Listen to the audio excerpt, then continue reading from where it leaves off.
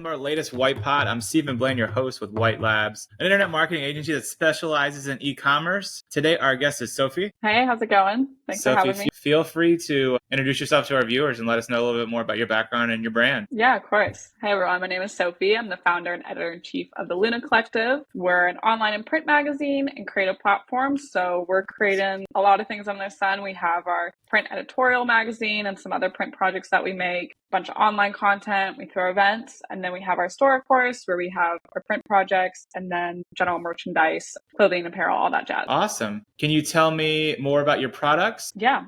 So we kind of are in the intersection between music and visual arts. So we create a biannual editorial print magazine where we're interviewing artists, featuring different visual artists. That's kind of our main product is the print magazine. We also do other sort of print projects, different seasonal zines, coffee table books we've created. We work a lot with photographers for those. And then we have some more branded merchandise, clothing, hats, all that, kind of all the basics, I guess. Awesome. What inspired you to create the Luna Collective? I've always wanted to connect with artists on a better level. I've always thought of myself as a bit of a curator in the music world, but didn't really want to go the label route. I started Luna when I was in college, and from the beginning knew I wanted it to be more than just a magazine. I always envisioned it being kind of a multifaceted empire in a way. So very quickly we expanded to different online content, events, and then the store, of course. I see it as just like an outlet for all my different creative endeavors. I have a staff too. It's not just me. I have a team of like over 100. Wow. So it's an outlet for all of us to execute any creative ideas that come to mind. So it could be as simple as I have a design I really like, so I'm going to slap it on a sweatshirt and there it exists through the store. Or someone on the team has a visual idea and we can bring it to life through a different type of project. Awesome.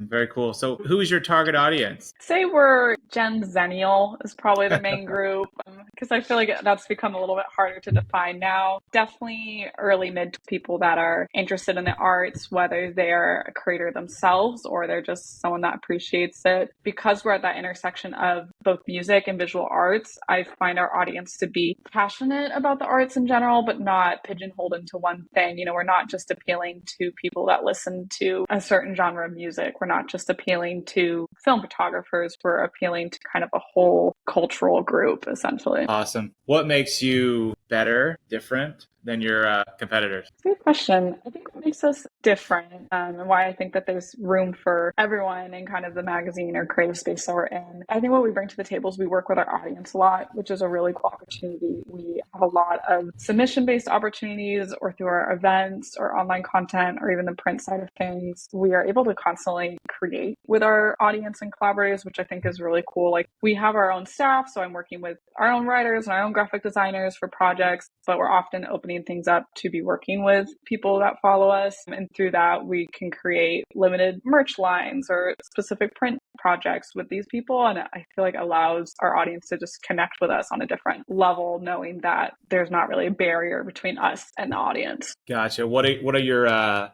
your best-selling products or your favorite products in general? Probably changed the past year. We've definitely seen a push towards more digital products. So we have our print magazines, but we also do sell digital copies of all of that. And I would say the past year, I've seen a lot more sales for our digital versions of our magazines, which is interesting. We used to only offer a print version, and then the digital version was just accessible. If you bought a print copy, you would get an automatic digital download. And about 3 years ago, we started selling the digital version just as its own separately. And that's kind of slowly crept up as becoming our best-selling products is the digital copies of our print magazines. Awesome. So what are some, for our audience here, so what are some challenges you've had in the last few years and how were you able to overcome them? Yeah, that's a great question. I think since we're in this digital age where everything's accessible, it can be hard to break through that and reach out to people and really resonate with an audience who isn't familiar with your product. I think we have a great relationship with our current audience, but it's another thing to expand. And there are a trillion things being fed to a user every single day. You log on Instagram and they're spending maybe 2 seconds, on an Instagram post. And I think with something like TikTok shop and Instagram shopping, like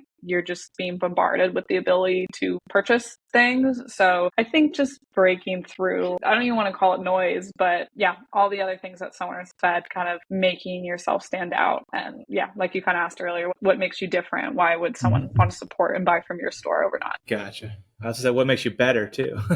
Yeah, exactly. And that's the thing. I think I still feel like there's room for everyone in this type of industry, but if someone has a limited funds and they're only going to spend it at X, Y, and Z, how are you going to become that X, Y, or Z? Of course. What are some activities you're doing now to promote the brand? Right now, we do a lot. We're starting to do a lot more partnerships with other brands, which has been really fun. We definitely still do like kind of the traditional digital advertising route. Mainly, we're advertising on Instagram, starting to get a little bit more on TikTok. But I found what makes for like a more meaningful kind of promotion is partnerships. So we work sometimes with different film photography brands and do partnerships with them, and then just different creators and collaborators. Kind of the easiest way for us to get in front of a new audience is working with an individual in their group. It's almost like treating them like influencers in a way. I'd say instead of doing influencer marketing, we're just working with creators with a large following. Awesome. Do you work with an agency or do you do it in-house with your team? Just in house. My kind of day, I just do this on the side. This is like my side hustle, but it's been for 6 years. We're celebrating Yeah. this year.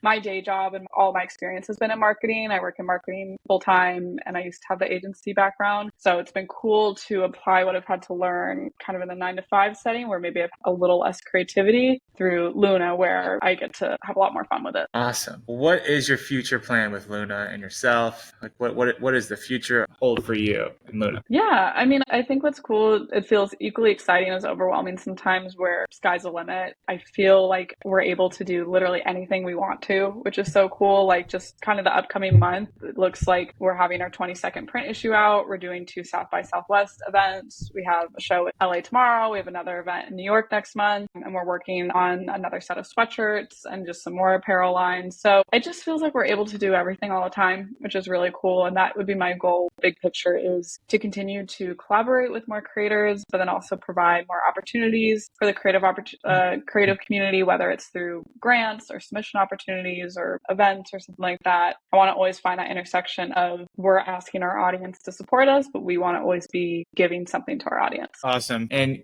is everything online? Is your magazines at all in the stores at all, or is it all online? We're in a few stores in LA and New York. But yeah, you can find all of our store and everything. It's lunacollective.co. And yeah, we're on Instagram, TikTok, all that jazz. And yeah, if you're in New York or LA, we're in a few stores there. And we're pretty much in events in most of the major geos. We do stuff at LA, New York, Austin, San Francisco, sometimes London. So if you're in any of those cities, definitely keep out. We're always trying to do events everywhere. Somebody took the .com from you already? Yeah.